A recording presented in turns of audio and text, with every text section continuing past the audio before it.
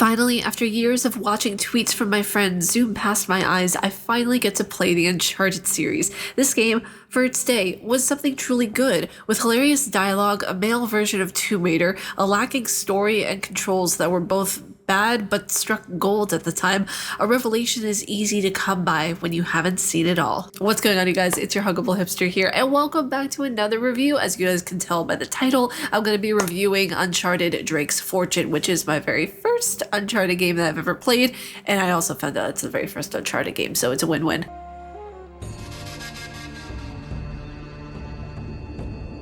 Throughout the game, there is so many recycled concepts. When I say recycled concepts that I've seen in so many other adventure-type games, there's just a lot, from themes, motifs, to plotline structures. It was massive. I mean, it was a fun game, but, you know, there was just a lot that I've seen before. And it's strange because I've only ever heard of this game. I never played it before. And when you've seen a lot of other things like Tomb Raider, you know, you see Indiana Jones, there's going to be a game for that coming out. There's so many different types of adventure games. When you see a lot of the same kind of stuff, it's like, oh, okay, I've seen this before.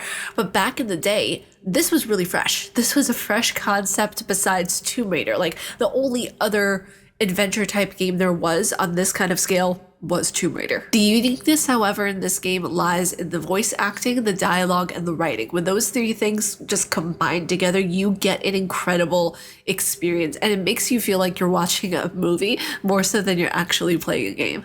Like, it all just came together so naturally. Like, the voice acting made me feel like I was about to have coffee with Nathan Drake discussing our next adventure. Like, it was so natural. It was so well put together. The story, even though there are recycled themes and motifs, lost adventurer trying to find the city of gold runs into trouble along the way. Hurry up, grab as much as you can, and get the hell out of here. It's the classic Indiana Jones, Lara Croft predicament. It's the treasure on the East Cove of Darkness, or is it the west side of Liberty Cove right across from the statue? There's just a lot. There's a lot of similarities. There's a lot of things that are very similar with this game to others. That's the beauty of experiencing a game whenever it first comes out, and then experiencing it when you see everything else that's come out. You have a different kind of perspective whenever you're looking at it. So since I'm playing this game much later, like, I'm really late to the party. So now that I'm playing it way later,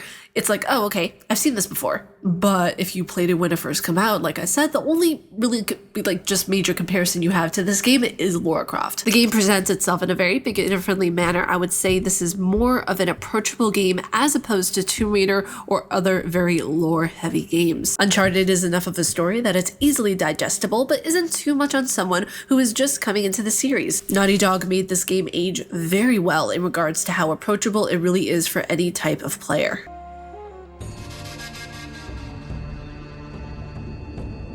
Now, a lot of this game, while predictable, had some moments that made me geek out in every sense of the word.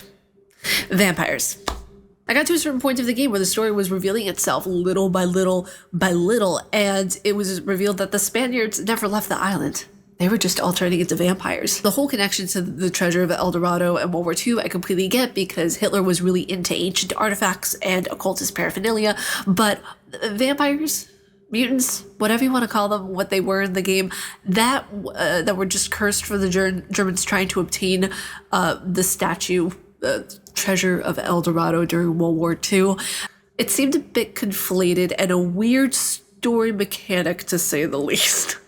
Now, as somebody who did their thesis in vampire history and the psychology of vampirism, this was a stretch.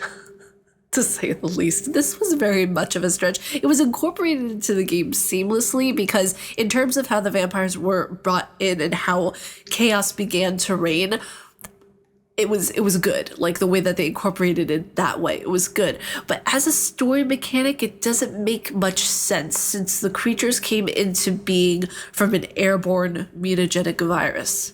A vampire is not born from a virus, but the sharing of blood from person to sire. So, what's happening here?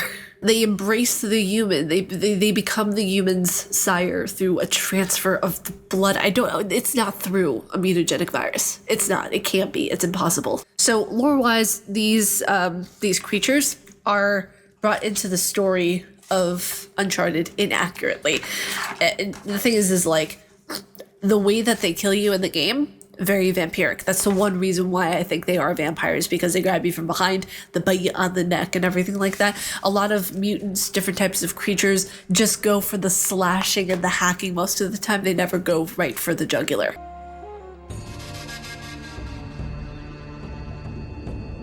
You didn't think I was going to end off this video without talking about the controls, right?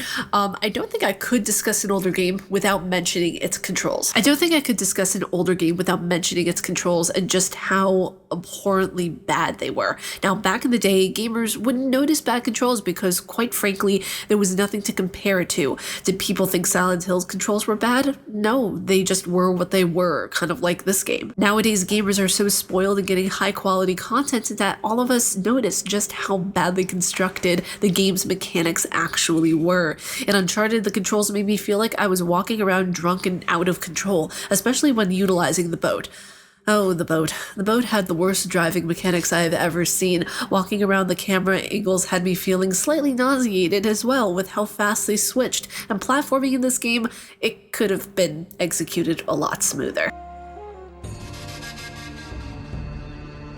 When putting in all of the different elements of storytelling, cinematography, and action-packed drama that encases this game, it's not taking itself seriously in the slightest. It's a simple game with a simple message. It was fun and didn't take itself really seriously. Not all games have to have a revelation in them or have to have a character with a spiritual or emotional awakening. Sometimes it's good to have a quick, simple, fun game that leaves your heart warm and leaves your smile big.